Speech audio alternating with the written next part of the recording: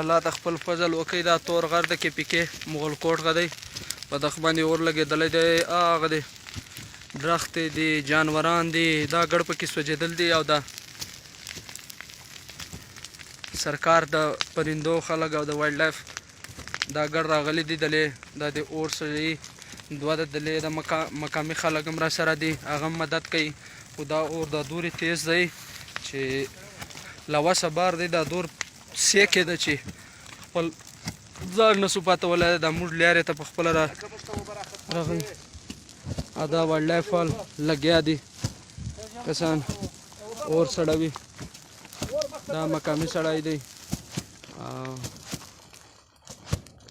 الله د خپل فضل وکړي.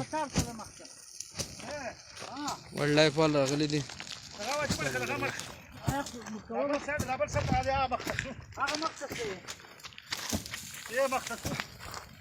الله د خپل فضل وکړي.